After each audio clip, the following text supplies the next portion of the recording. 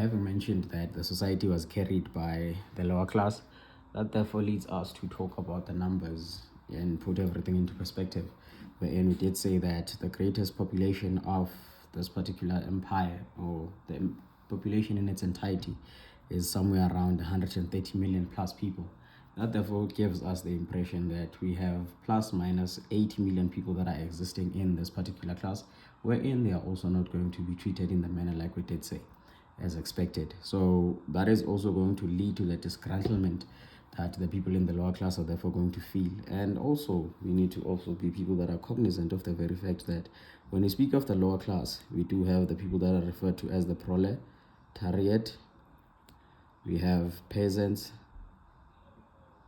and we have people that are also referred to as serfs.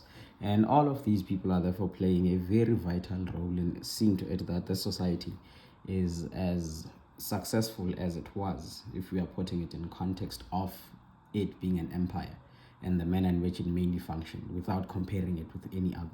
So when it comes to the proletariat, the peasants and the serfs, they were people that were to be given the credit for the empire having been as it was in that particular moment in time. And that therefore leads us to talk about the third concern, that is that which we said is tied to economic reasons, or I'll just say, reasons. When it comes to the economy of Russia, it was one of the economies that was so much as far backward when you compared it with the rest of Europe and countries that are therefore on the other side, your South Americas and many others. So when it comes to continent or in continent-wise, it's wherein we speak of Russia being one of the countries in the part that forms Europe and going into Asia, because we know how big that empire was, having seen it on the picture, because we did say that it started from the western part of Europe and went as far as the Baltic Sea along the east. And that therefore says economically this country was very backward.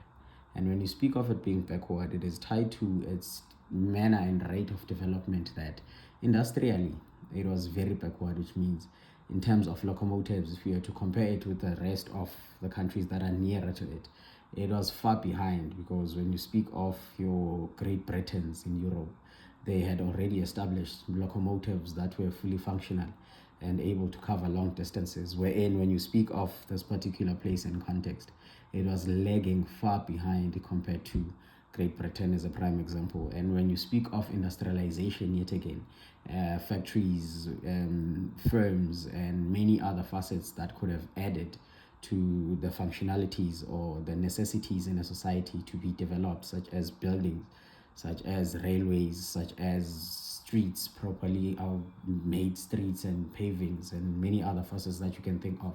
Wherein when you compare it with Germany, which is right next to it, it was also lagging far behind in that context. And that also became one of the greatest problems that we speak of that led to the 1905 revolution, because the people that were mainly functional in the society, which is the lower class or people from the lower class, felt as though their efforts politically were ignored, socially their demands were ignored, their contributions economically were also ignored. So that therefore led them to think that maybe it is time that they showed their dissatisfaction with the leadership in its entirety. And that was not going to happen with the 1905 revolution, but they had other means and ways, wherein a prime example would be before 1905.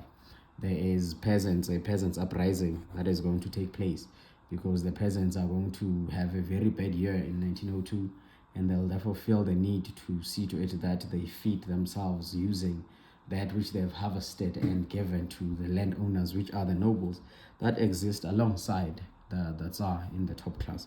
And that is also one thing that fails, which therefore leads to us saying that all these dissatisfactions, all these complaints that are not attended to, everything that should have been attended to by Tsar Nicholas II before 1905 was not. And that therefore led to the dissatisfaction in its greatest entirety. And one other factor is wherein we are to speak of the Russo-Japanese War. And when you speak of the Russo-Japanese War, it's wherein we spoke of foreign matters that Tsar Nicholas II is going to focus on, wherein he's not going to look at the problems that are already in existence in his society, but rather him being an emperor and having ambitions of expanding the empire further, so as to eventually be known as the Emperor of the Pacific, if you can remember that part.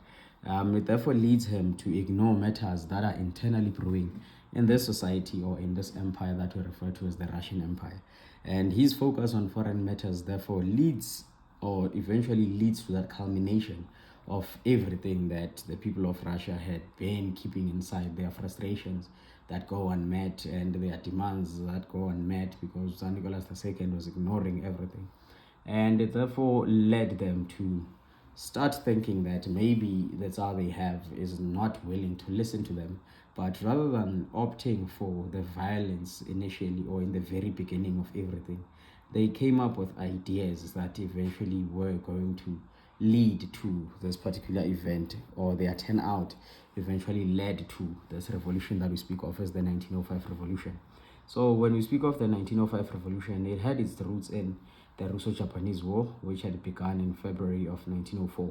So advisors of the Tsar Nicholas II had viewed it as an excellent way to improve Russia's position in the Pacific and to encourage that patriotic feeling at home, because like we did say, the society in its entirety was not as united as you could have expected looking at the size of that particular empire.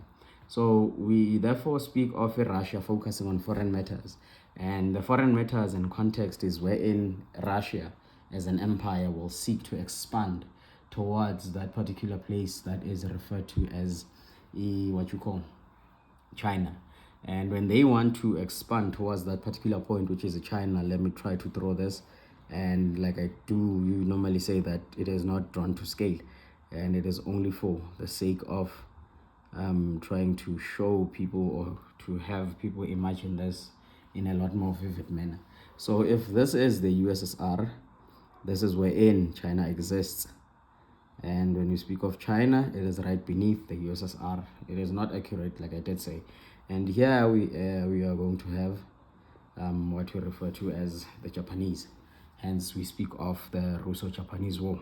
So the foreign matters, therefore, are tied to the USSR having to go into China so as to take over, like we do know how empires are formed through expansion and conquering. So this is one of that particular example where the USSR under leadership of Tsar Nicholas II is going to be sent into a war, or rather into a navigation of conquest, if you can call it that, wherein they are hoping to conquer. There's a place here that is known as Manchuria, China, that they feel as though if they can take over that particular place, considering that it has a port that is being used most frequently by traders, they were therefore going to add it to the arsenal of financial gain that the USSR would so much as hope to possess. And they therefore tried to take over Port Arthur, only to find that they would be met by another counterpart that seeks to do the same thing or that has the same ambition as them, which is Japan. And we therefore find ourselves talking about the Russo-Japanese War. When we speak of the Russo-Japanese War, it is therefore that war that is going to happen between the Russians and the Japanese. And like I did say, that this war began in February of 1904, as due to the very fact that Tsar had those ambitions. He's therefore going to focus on this, and like we did talk about it earlier, that the outcome of this war will be one of the leading causes to people being fuming, or for people to be fuming in the manner in which they were, and that therefore leads them to go back. The people that went and fought for for the USSR in this particular war that we speak of as the Russo-Japanese War, they are therefore going to find themselves losing against a country that is as small as this one. One of the greatest reasons behind their loss is tied to the very fact, like that we said, the Russians here, their rate of development and their rate of industrialization or modernization in its entirety was way too slow compared to the other countries which were already betterly developed compared to the Russian Empire. And then when we speak of the Russo-Japanese War, not only is the Russo-Japanese War going to add to the frustrations of the general masses of this empire, in terms of them losing it, but the very fact that there'll be people that are dying along that particular loss of this war by the Japanese, it'll therefore become one of those problems that they are going to try and see to it that.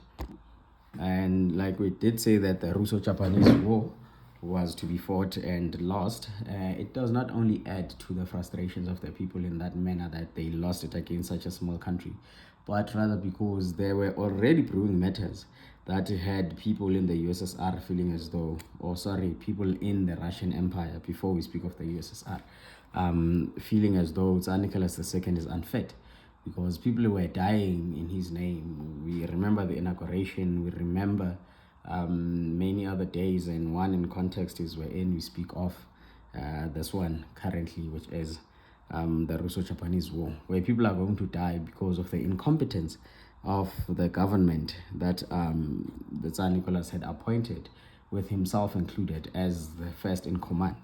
So what is going to happen is the very fact that Russia is so much as far behind in terms of development, it will be very difficult for them to transport the weapons that they are going to need in a war from this particular place, which is in Moscow, to this particular place, which is the battlefield in China, due to the very fact that the route of transportation was more so tied to that which is referred to as a railway system that Russia was so much as unable to complete in time.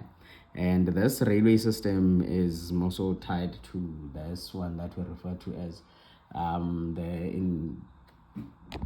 the Trans-Siberian line, or the Trans-Siberian railway system. This railway system was supposed to help transport the weapons and ammunition or whatever the Russians were going to need in war, but it was only to be completed in 1913. And at this point, we are not yet even talking about 1913. We are still talking about the year 1904. So that speaks volumes in line with the development of Russians and their inability to quickly get the ammunition they need in war. Therefore led to greater numbers dying from the Russian side.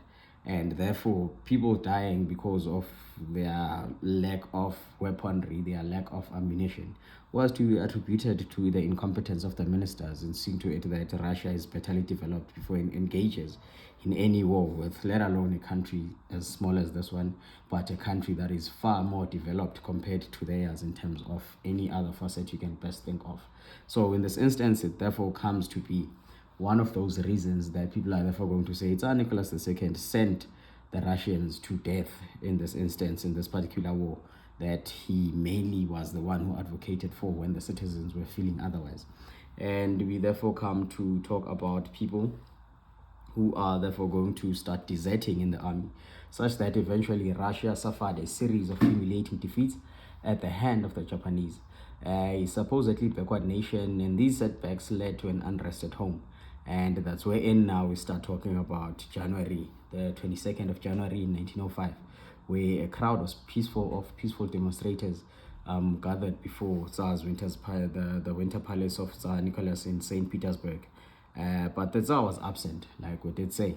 His ministers displayed uncertainty, and there were soldiers that were already sensing tension in that particular place, because we do know that when you speak of Tsar Nicholas II, he stays in the St. Petersburg Palace. So when he stays in St. Petersburg Palace, people were trying to show their dissatisfactions with that which is mainly happening in this country. But like I did say initially, that they are not just going to embark on the 1905 revolution willy-nilly. Instead, it is going to be a culmination of many events that eventually have them saying, that's it. We tried everything. We tried talking to the Tsar. We tried sending him peaceful means to try and engage him, to try and have him engage with us. But none of that happened, basing everything on the very fact that he believed that he ruled by divine right, such that he did not have to bow to anyone besides God himself and the church, that is also a representative of God as per his general sense of understanding. So we are talking about people therefore coming to the St. Petersburg Palace. When they come to the St. Petersburg Palace, it's wherein they are going to be accompanied by an individual from an organization that Tsar Nicholas II respects with everything that he has. And this individual is going to be known as Father Gapon, who was a trade unionist and also a willing member to therefore represent the people or help the people in delivering that which they had written as a letter of demands that comes to be known as a petition. So in this instance, Father Gapon is going to take it upon himself to say the grievances of the general masses of this particular place in its entirety that are going to be written on paper, that will therefore be known as a petition. He'll be the one that leads the march that is going to see to it that they are going to go to the St. Petersburg Palace so that they can hand it over to Tsar Nicholas II. And like having said, Tsar Nicholas was absent in the St. Petersburg Palace. So when Father Gapon led that crowd of people to the St. Petersburg Palace, they were not going to be met by the Tsar. Instead, it's wherein they were met by the ministers and the protection of the palace in its entirety. Wherein, if this is the palace, we know for a fact that there'll be soldiers around, and they'll be the favorite of many Tsars, or let us speak of Tsar Alexander III, who is going to be the main idealist behind this particular formation of the Okhrana. So we speak of soldiers and Okhrana being there to protect the palace, and Father Gapon is leading a crowd of a lot of people, well over 22,000 plus people that were there to deliver this particular petition. Like I said, he's going to carry the petition of the general masses from the USSR to therefore try and hand it over to Tsar Nicholas II in the palace where Tsar Nicholas II is absent. And one thing that is therefore going to happen is the people that are going to meet the crowd that is led by Father Gapon is soldiers, the Okhrana, and the uncertain ministers, who are therefore going to do the worst of things, because the soldiers were sensing that tension was on the rise. They therefore gunned down the marchers, and when they gunned down the marchers, we are to look at 22 January 1905 as a day. It was on a Sunday. The 22 of June 1905 was on a Sunday when they were led by Father Gapon to go and hand over the petition in St. Petersburg. And when the soldiers and the Okhrana therefore gunned down the citizens, it therefore came to be known as a Bloody Sunday, wherein we spoke about the very fact that it was on Sunday and a whole lot of people were therefore going to be shot, and some of them most certainly died, and that's why this day came to be known as a Bloody Sunday. Now, this therefore becomes the last nail to the coffin, because like we did say, everything was a culmination from the political causes, the incompetence of the government that is unwilling to listen to the demands of the people in the lower class, the government that is unable to lead the lower class, the middle class, and the society in its entirety to greater successes and greater heights in an expected manner, was one of the reasons. Another one being the social causes, that the society had a whole lot of inequalities that it promoted by it being structured in this manner, and also not attending to the needs of the people in the lower class that carried the society. And we also spoke of the economic reasons that these people, yet again, the proletariat peasant serfs or people in the lower class, felt as though since they carried the society, better means could have been done to help them in becoming or in living in under better conditions, but such was not the case. So that's wherein now we also speak of other facets coming into as reasons, wherein Tsar focuses on foreign matters instead of dealing with these problems that have already been brought to his attention by his ministers, because the ministers were the ones that were more so in engagement with the citizens of the Russian Empire. And he's going to ignore that. He's going to focus on the foreign matters, and a whole lot of people are going to die in his name when they are fighting in the Russo-Japanese War. Yet again, there'll be people that are going to die when they try to hand over the petition in St. Petersburg Palace.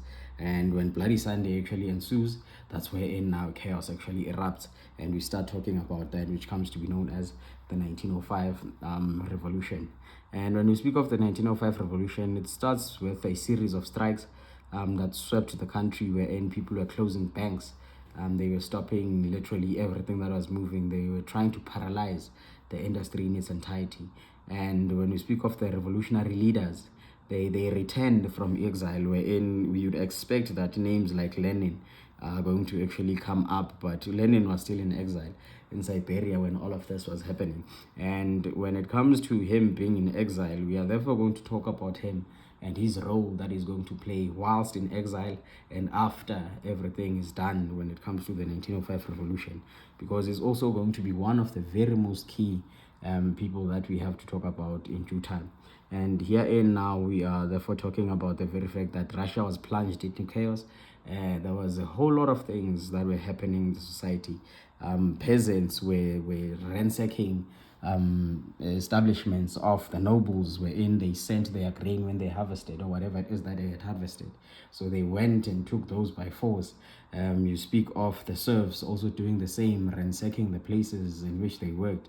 The proletariat were also destroying the industries, not entirely, but they were destroying some of the industries in which they worked as means and ways of seeing to it that Tsar Nicholas II understands and therefore concedes that he may have done the worst of mistakes by ill-treating the lower class in its entirety.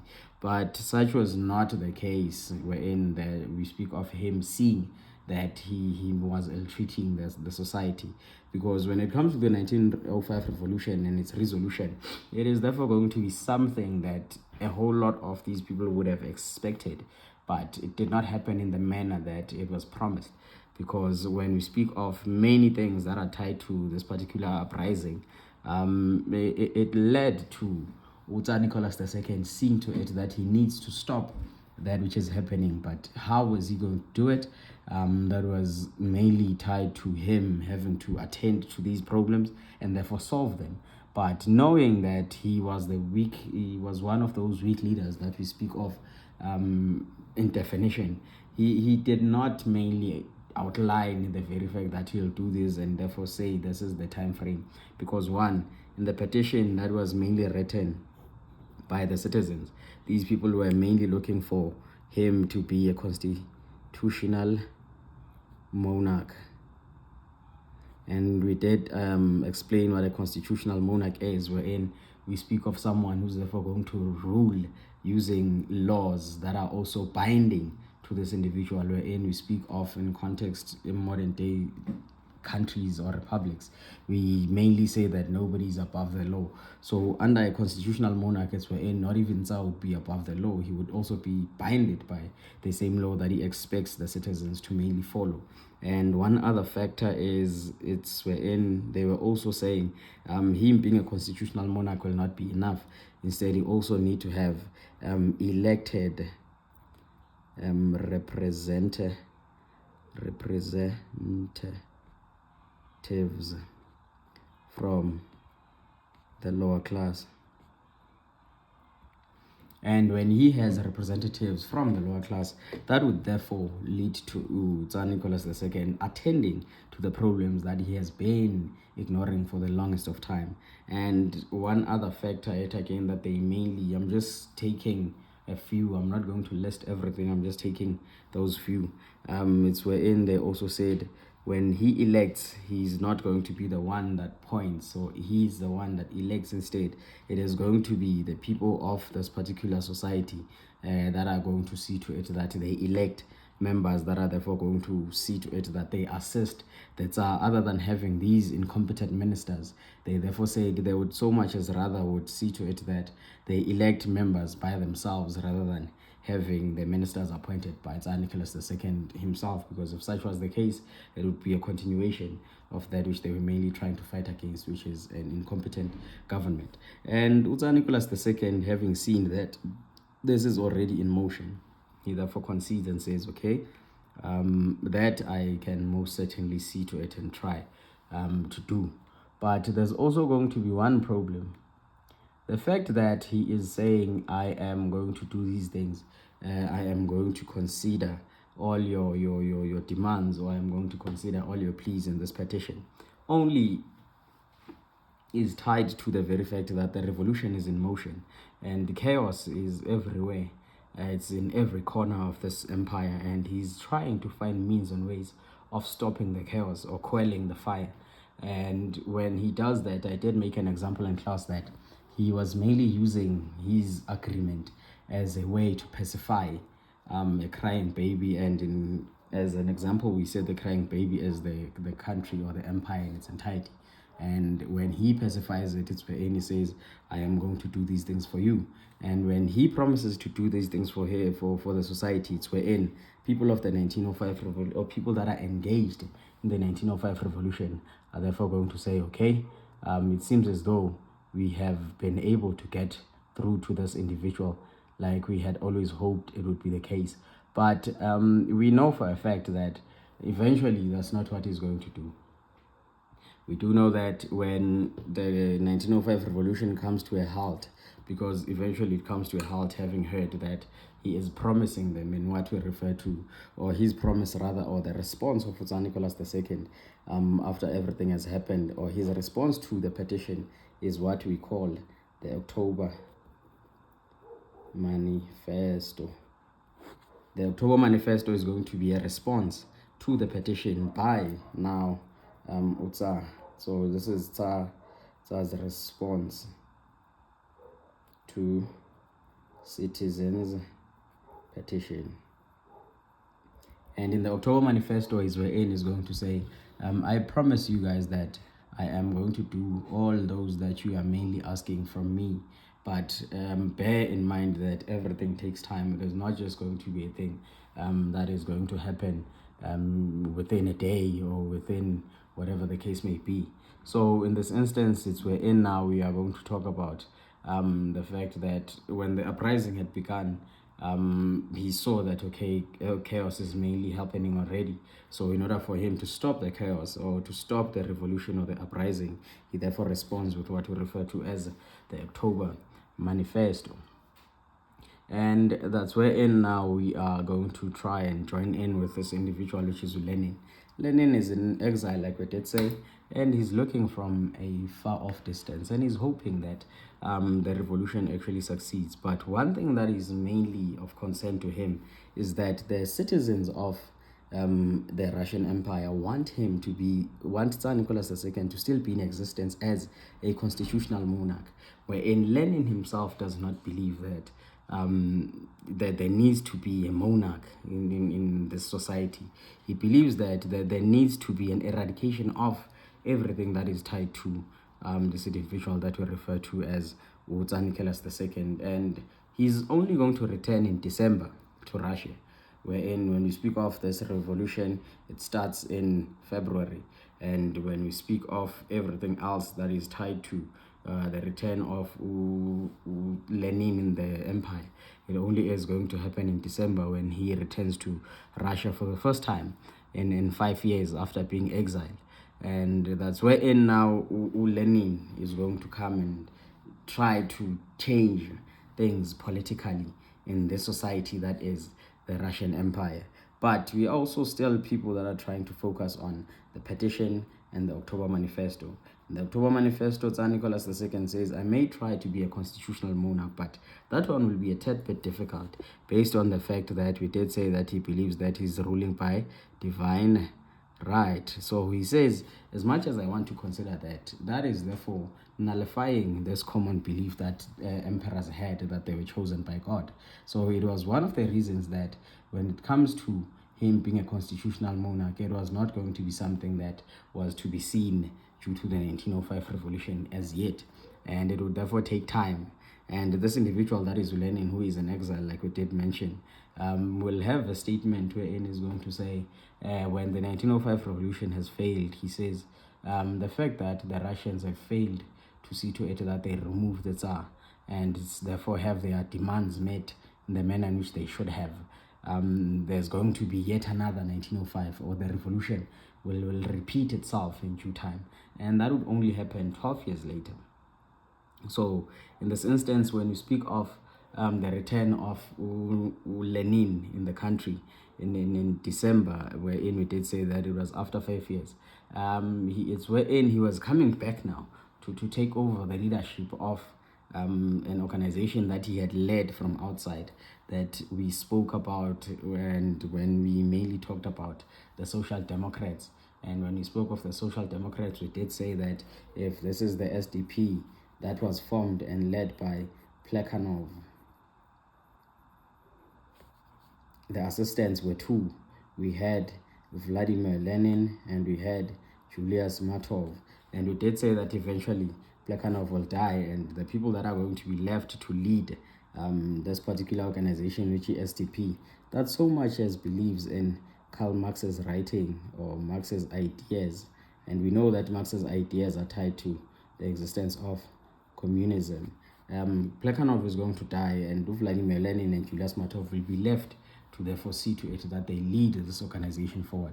But due to their disagreements on how the country, the organization needs to be led, it therefore leads them to split. And when we speak of the split, that would mean the nullification of the SDP. And that's wherein now we are going to start talking about the Bolsheviks that will be led by this individual, which is Vladimir Lenin. And then Julius Martov, on the other hand, will be therefore the leader of what we refer to as the Mensheviks.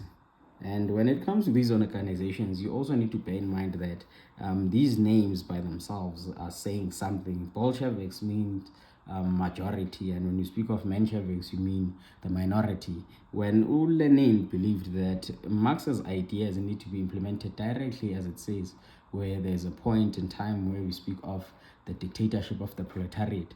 He believes that the revolution needs to happen and the takeover needs to happen in a violent manner, such that the people that are known as the proletariat need to lead this revolution forward so that they can transition. We are bearing in mind that the 1905 revolution is going to fail.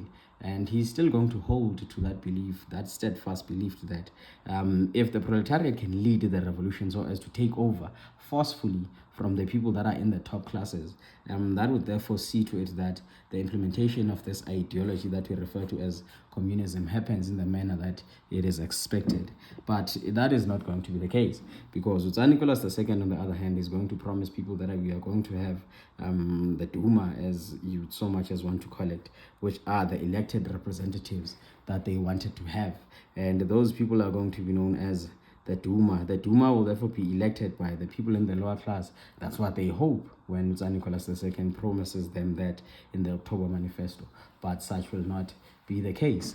And when you speak of that not being the case, it will therefore lead us to talk about the very fact that the Duma will find itself being dissolved and renewed and dissolved 2 times within a space of 3 years in its formation, because Tsar Nicholas II will see to it that he finds creative ways of blocking people in the lower class in electing or in blocking them from appointing people that are going to form part of the Duma. And we did say that Tsar Nicholas II still believes in the very fact that he rules by divine right. And when we speak of the 1905 revolution, it therefore fails to see to it that it sees to it that Tsar Nicholas II becomes a constitutional monarch, and that he allows the people from the lower class or in the lower classes to elect people that are going to represent them in the manner in which they should, such that when this particular revolution fails, it's wherein now we are going to start talking about this individual that comes to be known as Vladimir Lenin and Julius Martov, who were originally from the Social Democratic Party, that are therefore going to say, now it's time we came back into the country and we started doing this thing by ourselves, or leading this revolution forward. Because like the 1905 revolution failed, it is due to the very fact that there were many idealists, there were many people that wanted to have an input on how they should go about and how they should go on and fight. But when it comes to Lenin, he had one thing in mind, that they need to take over violently, wherein on the other side, when we speak of Julius Martov, he was one individual that said, no, when we look at the Russian Empire in its entirety, yes, it is the emperor, yes, it is using a capitalistic society, but this ideology has not fully manifested in the society. And he therefore said, we need to have the society to fully manifest in using communism, so that we can therefore have that transition from capitalism to this particular idea that they are mainly advocating for, which is communism. And that's wherein now there's going to be that split in ideas or in approaches of how to go about in leading the USSR and its revolution forward. And that's why Vladimir Lenin is going to open his own organization, and Julius Martov will also have to open his own organization. That therefore says the ideas may be the same, which are tied to communism and Karl Marx's writings. But when it comes to the interpretation of what Karl Marx wrote as his ideas, it is therefore going to be subjective from one individual to another, such that when you speak of Lenin's interpretation of Karl Marx's ideas, it's wherein we'll find ourselves talking about Marxism, Leninism. And this is one that we are mainly going to focus on, wherein if we were to maybe speak of the ideas of Karl Marx in line which Martov's thinking, it's wherein we would have something of this nature, which would be Marxism, Martovism. Because here we are talking about the interpretations of either ideas of Karl Marx, and when it is interpreted by Lenin in the Bolsheviks, it comes to be known as Marxism, Leninism. But when it comes to Marx's ideas as per Julius Martov's way of interpreting it, it would be known as Marxism, Martovism. But we are to try and understand that when it comes to this one, Marxism, Martovism, it is not going to play any vital role at all. Instead, one that is going to become very prominent in seeing to it that it pushes forward the revolution, and therefore leads us into talking about the 1905 and its link and how it links with the 1917 revolutions. It is more so tied to that particular aspect that this new revolution that is going to happen 12 years later will now be led by one individual alongside with his counterparts that are going to assist him in leading the movement forward. I would so much as want to continue, but due to time, I will so much as leave it here, and then tomorrow it's where we'll be dealing with that which we are supposed to be dealing with, which is the link between the 1905 and the 1917 revolution. I do hope that you find this as helpful as I hoped it would be, and with great practice eventually I think we will get it right. Otherwise, let it be a good one, and see you tomorrow.